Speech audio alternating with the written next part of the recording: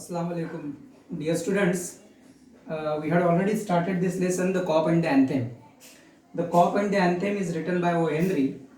Our main hero has tried many efforts, has attempted many efforts to enter into the jail.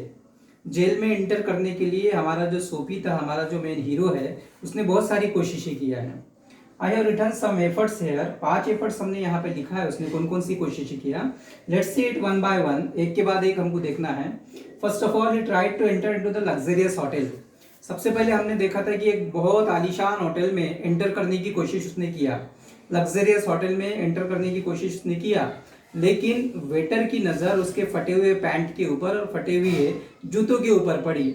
नतीजा ये हुआ कि उसको road के ऊपर लाकर फेंक दिया गया.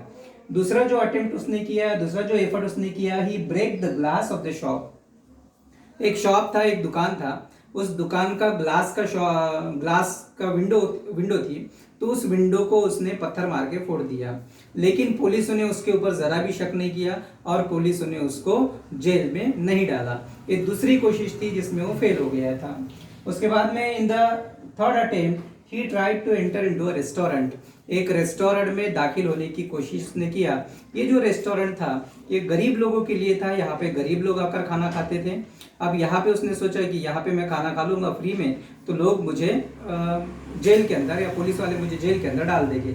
लेकिन उसकी यहाँ की कोशिश भी नाकाम हुई. वहाँ के जो वेटर थे, उन वेटरों ने उसको अच्छी मार दिया और पीट कर उसको रोड के ऊपर लाकर पटक दिया. In the fourth attempt, he shouted on the road before the policeman. Policeman के सामने वो रोड के ऊपर आकर जोर जोर से चिल्लाने लगा ताकि पुलिस वाले उसको पकड़ ले. लेकिन ऐसा कुछ भी नहीं हुआ. पुलिस वालों ने उसको नहीं पकड़ा, उसे छोड़ दिया गया.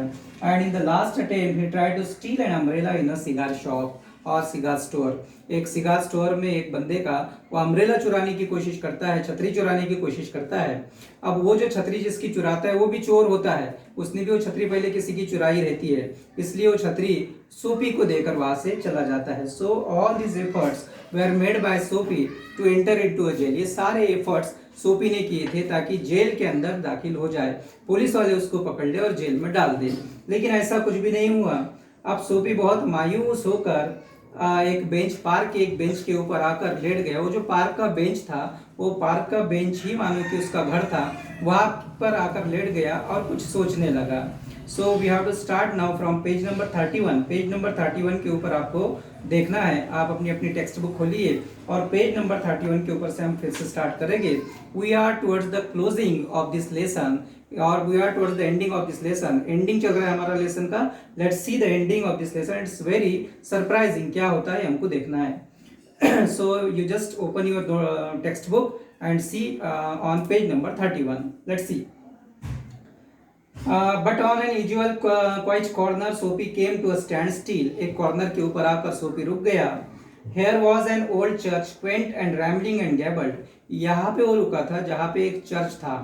ये जो चर्च था काफी पुराना था. It was very quaint. एक क्वेंट किस्म का या वेरी स्ट्रेंज किस्म का वो चर्च था. Through one violet stained window, a soft light glowed where no doubt the organist loitered over the keys, making sure of his mastery of the coming Sabbath anthem. अब जिस church के पास में आके रुका था, वहाँ पे कुछ ऑर्गेनिस्ट थे. वो प्रैक्टिस कर रहे थे सब्बात की. सब्बात एक प्रेयर होती है, क्रिश्चियंस लोगों की प्रेयर होती है. तो उसके गीत की या उसके प्रेयर की वो लोग वहाँ पे तैयारी कर रहे थे. For there drifted out to Sophie's ear sweet music that caught and held him transfixed against the convolutions of the iron fence. वहाँ पर कंपाउंड के पास आकर सोफी रुक गया और वो जो म्यूजिक या वो जो गीत की आवाज़ उसके कानों पर आ रही थी, उस आवाज़ ने उसे मदहोश किया था. उस आवाज़ को सुनकर वो काफ़ी ज़्यादा मदहोश हो गया था. वहीं पे वो खड़ा था. The moon was above full and radiant. Vehicles and pedestrians were few. Sparrows twittered sleepily in the caves. Or a little while, the scene might have been a country churchyard, and the anthem that the organist played cemented Sophie to the iron fence. For he had known it well in the days when his life contained such things as mothers and roses, and ambitions and friends, and immaculate thoughts and colors. उस music को सुनकर, उस गीत को सुनकर वो transfixed हो गया था, मदहोश हो गया था. उस म्यूज़िक ने मानो कि उसको अपने बचपन की यादों में वो म्यूज़िक उसको ले गया था। बचपन में उसके माँ बाप थे, उसके दोस्त थे, वो एक अच्छा नेक शख्स बनना चाहता था, एक अच्छा शहरी बनना चाहता था, लेकिन हालात को कुछ और ही मंजूर था। हालात ने उसे एक वेगाबॉन्ड बना दिया था, एक लुटेरा, एक चोर बना दिया था, और वो अपनी ज़िंदगी अब जो बसर कर रहा था वो प्रिजन में बोलो या फिर रास्तों पर भटकते हुए वो अपनी ज़िंदगी बसर कर रहा था। लेकिन उस गीत को सुनकर, जो गीत चर्च के अंदर गाया जा रहा था या बजाया जा रहा था, उस गीत को सुनकर वो काफ़ी ज़्यादा मदहोश हो गया था। He was in a state of ट्रांसफिक्स की स्टेट में वो था। वो सोच नहीं पा रहा था कि क्या किया जाए, और उसी सोच में कंपाउंड के पास में वो खड़ा था। The conjunction of Sophie's receptive state of mind and the influences about the old church brought a sudden and wonderful change in the soul. उस म्यूजिक को सुनकर उस चर्च के माहौल में उसका जो सोल था, उसकी जो आत्मा थी, उसकी जो रूह थी, उसके अंदर एक बहुत बड़ा चेंज हुआ। He viewed with rising horror to pitch into which he had tumbled the degraded days, unworthy desires, dead hopes, wrecked faculties, and base motives that made up his existence. आज जो उसका वजूद था वो एक चोर, डकैत, लुटेरा, वेगाबॉन्ड था। इन सब चीज़ों को छोड़ देना चाहता था। ये चेंज उस म्यूज़िक को सुनकर, उस गीत को सुनकर, उस सॉन्ग को सुनकर उसके अंदर आया था। इन सब चीज़ों को अब वो छोड़ देना चाहता था, अपनी लाइफ को चेंज करना चाहता था। He wants to change his life, अपने लाइफ को चेंज करना चाहता था। एक अच्छा शख्स, एक नेक सिटीजन वो बनना चाहता था। उस गीत को सुनकर ये चेंज उसके जहन में आया था। And also in a moment his heart responded thrilling to the strange mood. उसका मूड अब चेंज हो गया था। A strong impulse moved him battle with his desperate fact. He would pull himself out of the mire and would make a man of himself again. वो भी जिंदगी में अब कुछ बनना चाहता था, अपना वजूद जाहिर करना चाहता था, अपने एग्जिस्टेंस को साबित करना चाहता था।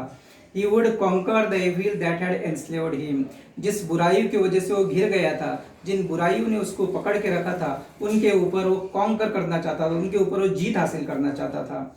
There was time he was young yet. अभी भी वक्त गुजरा नहीं था, क्योंकि अभी भी जवानी उसके पास थी, अभी भी जवान वो था। He would resurrect his old eager ambitions and pursue them without faltering. जो उसकी चाहते थी, जो उसकी ख्वाहिशात थी, उन ख्वाहिशात को अब वो पूरा करना चाहता था। वो एक अच्छा सिटीजन बनना चाहता था। Those solemn but sweet organs notes had set up a revolution in him. एक रिवोल्यूशन, एक इनकलाब उसके अंदर आ गया था उस गीत को सुनकर। Tomorrow he would go into the roaring downtown district and find work. उसने ठहरा लिया था कि अब वो चोरी डकैती नहीं करेगा, अब वो जेल में नहीं जाएगा, अब वो प्रिजन के अंदर नहीं जाएगा, बल्कि दूसरे दिन जाकर ढूंढकर काम ढूंढ लेगा, एक काम ढूंढ लेगा, और काम ढूंढ कर फिर अपने वजूद को साबित करेगा, अपनी ज़िंदगी को अच्छे तरीके से बसर करेगा। A fur importer had once offered him a place as driver. एक फर इंपोर्टर था, उसने उसको जॉब भी ऑफर किया था इसके पहले। वो बात उसको याद आई और वो सोचने लगा कि मैं कल उसके पास जाकर उस जॉब को ले लूँगा। He would be somebody in the world. आज वो दुनिया में कुछ साबित करना चाहता था, वो कुछ बनना चाहता था। He would, और उसने सोच ठहरा लिया था कि अब वो बनेगा, अब वो जेल में नहीं जाएगा। जेल में जाने के जितने भी एफर्ट्स थे, अब उसके जहन से वो सारी चीज़ें दूर हो गई थी। अब वो सोचने लगा था कि I would be a man of importance in this world. इस वर्ल्ड में, इस दुनिया में मेरी भी अपनी जगह होगी, मेरा भी अपना वजूद होगा। अब उसने ऐसा सोच लिया था। Sophie felt hand red on arm. जब वो सारी चीज़ें सोच रहा था कि अचानक एक हाथ उसके कंधे के ऊपर पड़ा। He looked quickly around into the impassive face of a policeman. तो उसने देखा क्या देखा कि उसके पीछे एक पुलिसमैन खड़ा हुआ है, एक पुलिस उसके पीछे खड़ा हुआ है। What are you doing here? asked the officer. उस ऑफिसर ने, उस पुलिसमैन ने उससे पूछा, What are you doing here? यहाँ पे तुम क्या कर रहे हो, क्यों खड़े हो चर्च के पास में? Nothing, said Sophie. सोफी ने कहा कि मैं तो कुछ नहीं कर रहा हूँ। Then come along, said the policeman. Policeman ने कहा कि चलो फिर मेरे साथ। 3 months on the island, said the magistrate in the police court the next morning. दूसरे दिन उसकी पेशी हुई और पेशी में मैजिस्ट्रेट ने कह दिया कि इसको 3 महीने के लिए अंदर डाल दो।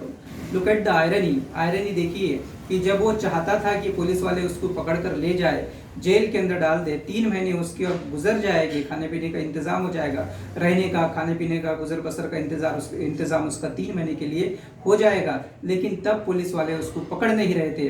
अब आयरनी देखिए कि जब वो एक अच्छा शख्स बनना चाहता था, जब वो नेक शख्स बनना चाहता था, कमाई कर कर अपनी जिंदगी को बसर करना चाहता था, तो पुलिस वालों ने उसको पकड़ा और 3 महीने की जेल उसको कर दी गई, 3 महीने के लिए उसको जेल में डाल दिया गया। So this is the lesson, ये हमारा लेसन है। एज यूजुअल ओ हेनरी की जो एंडिंग होती है, जैसे कि हमने स्टार्ट में ये कहा था, his ending is always surprising, उसकी एंडिंग जो होती है लेसन की, वो सरप्राइजिंग एंडिंग होती है। इसमें भी हमने देखा कि किस तरीके से सरप्राइजिंग एंडिंग की गई है। So this is the lesson. इसकी पीडीएफ की नोट्स जो है इसकी, वो पीडीएफ के फॉर्म में हम आपको अपलोड करेंगे इंशाल्लाह। And after this will start a next lesson और नेक्स्ट वीडियो।